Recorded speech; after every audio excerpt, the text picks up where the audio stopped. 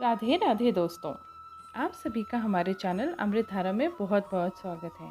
दोस्तों, आज हम जानेंगे वट सावित्री के बारे में, उसके महत्व के बारे में तथा उसकी कथा भी सुनेंगे। मगर उससे पहले आप हमारे चैनल को लाइक करें, शेयर करें और सब्सक्राइब ज़रूर करें। दोस्तों, इस साल वट सावित्री की पूजा 10 जून को मनाई जाएगी। इस दिन साल का पहला सूर्य ग्रहण भी है, जो कि भारत में दिखाई नहीं देगा और ना ही इसका सूतक लगेगा। अतः हम सब मिलके वट सावित्री की पूजा बहुत ही धूमधाम से मना सकते हैं। आइए दोस्तों, अब हम जानते हैं वट सावित्री के बारे में।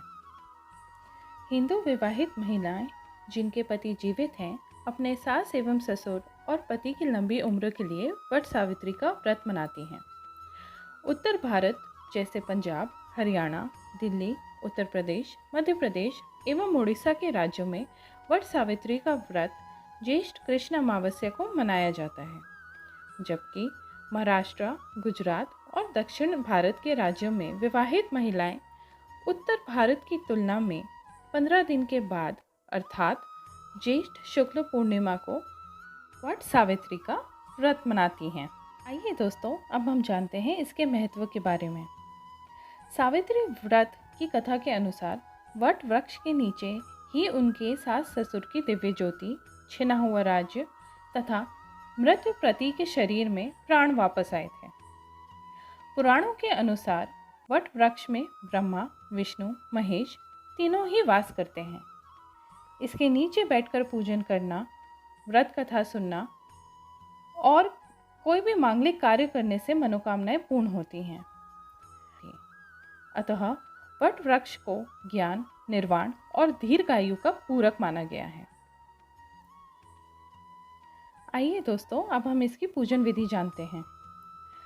जो महिलाएं वट सावित्री का व्रत करती हैं, पूजन के साथ साथ वट वृक्ष के आसपास सूत के धागों के साथ परिक्रमा करती हैं और इन्हें लपेटती हैं, जिसे रक्षा का प्रतीक माना जाता है। साथ ही पूजन के बाद वह अपने पति को रोली और अक्षत लगाकर चरण स्पर्श करती हैं और बाद में प्रसाद में मिष्ठान वितरित करती हैं। अंततः पतिव्रता सावित्री के अनुरूप ही अपने सास ससुर का भी उचित पूजन करना आवश्यक है। आइए अब हम कथा सुनते हैं। भाद्र देश में एक राजा थे जिनका नाम अश्वपति था। राजा अश्वपति की कोई संतान न थी। उन्होंने संतान प्राप्ति के लिए मंत्र उच्चारण के साथ साथ प्रतिदिन लाख आहुतियाँ दी। 18 वर्ष तक यह क्रम जारी रहा। इसके बाद सावित्री देवी ने प्रकट होकर उन्हें वर दिया, हे राजन, मैं तुम्हारी तपस्या से प्रसन्न हूँ। तुम्हारे घर एक तेजस्वी कन्या जन्म लेगी। ऐसा कहकर सावित्री देवी अंतर्ध्यान हो गईं। कुछ समय के पश्चात उनके घर एक सुंदर कन्या ने जन्म लिया। उसका नाम सावित्री रखा गया। कन्या बड़ी होकर बेहद ही रूपवान हुई। योग्य वर ना मिलने की वजह से सावित्री के पिता दुखी रहने लगे। उन्होंने कन्या को स्वयं ही अपना वर तलाशने के लिए भेज दिया। सावित्री तपोवन में भटकने लगी।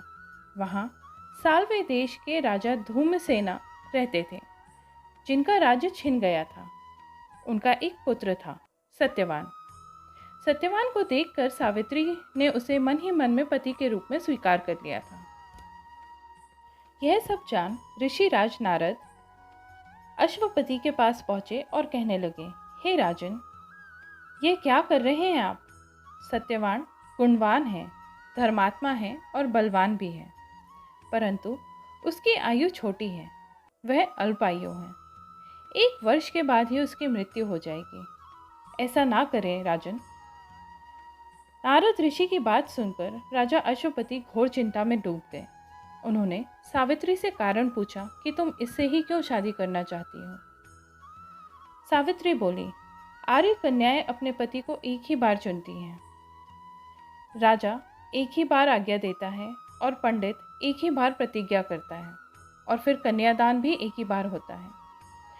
सावित्री हट करने लगी और बोली, सत्यवान से ही विवाह करूंगी। राजा अश्वपति ने सावित्री का विवाह सत्यवान से करा दिया। सावित्री अपने ससुराल पहुंची, सास ससुर की सेवा करने लगी। समय बीतता चला गया।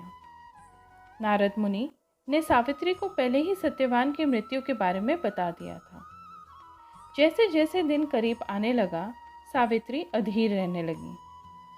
उन्होंने 3 दिन पहले ही उपवास शुरू कर दिया। नारद मुनि द्वारा कथित निश्चित तिथि पर पितरों का पूजन किया। हर दिन की तरह सत्यवान उस दिन भी लकड़ी काटने जंगल चले गए। उस दिन सावित्री अपने सास ससुर की आज्ञा लेकर अपने पति के साथ जंगल चल पड़ी। जंगल में पहुंचकर सत्यवान लकड़ी काटने के लिए एक पेड़ पर चढ़ गए। तभी उनके सर में बहुत तेज दर्द हुआ। दर्द से व्याकुल सत्यवान पेड़ के नीचे उतर आए। सावित्री अपना भविष्य समझ गई थी। सत्यवान के सिर को गोद में रखकर सावित्री सत्यवान का सिर सहलाने लगी। तभी उन्हें वहां यमराज आते हुए दिखाई दिए। यमराज सत्यवान को ले जाने लगे। सावित्री भी उनके पीछे पीछे चल पड़ी। यमराज ने सावित्री को समझाने की बहुत कोशिश की कि यह विधि का विधान है, लेकिन सावित्री ना मानी।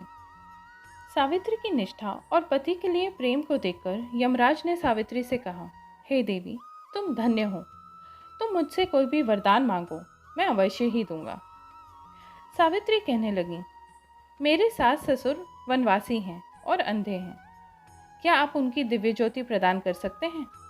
यमराज ने कहा, ऐसा ही होगा, अब लौट जाओ।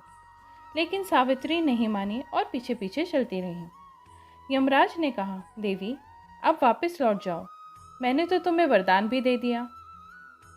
सावित्री कहने लगी, पति के पीछे चलना मेरा कर्तव्य है। यह सुनकर यमराज ने उनसे एक और वर मांगने को कहा। सावित्री बोली, हमारे ससुर का राज्य छिन गया है, उसे पुनः वापस दिला दें। यमराज ने सावित्री को यह वरदान दिया और कहा, अब तुम लौट जाओ। लेकिन सावित्री पीछे पीछे चलती रही। यमराज ने तंग आकर कहा कि अब तुम तीसरा वरदान मांगो और इसके बाद वापस लौट जाना। सावित्री ने बहुत विचार किया और कहा कि मुझे 100 संतान और सौभाग्य का वरदान दें। यमराज ने कहा, ऐसा ही होगा। सावित्री ने यमराज से कहा, हे प्रभु, मैं एक पतिव्रता स्त्री हूँ और आपने मुझे पुत्रवती होने का आशीर्वाद दिया है। यह सुनकर सत्यवान के प्राण यमराज को छोड़ने ही पड़े। यमराज अंतर्ध्यान हो गए और सावित्री उस वट वृक्ष के पास आ गईं जहाँ उनके पति का मृत शरीर पड़ा था। सत्यवान जीवित हो गए और दोनों खुशी खुशी अपने राज्य की ओर चल पड़े। दोनों घर पहुँचे तो देखा कि माता पिता की दिव्य ज्योति भी आ गई है। इस प्रकार सावित्री और सत्यवान अपने राज्य की ओर चल दिए। अतः पतिव्रता सावित्री के अनुरूप ही प्रथम सास ससुर का उचित पूजन करें, साथ ही अन्य विधियों का भी पालन करें। वट सावित्री व्रत करने और इस कथा को सुनने और उपवास करने से आपके जीवन साथी पर आई हुई या उनके आयु पर आई हुई किसी भी प्रकार का कोई भी संकट टल जाता है। दोस्तों, अगर आपको हमारे द्वारा दी गई जानकारी पसंद आए तो अपने विचार कमेंट सेक्शन पर ज़रूर शेयर करें। प्रेम से बोलिए राधे राधे।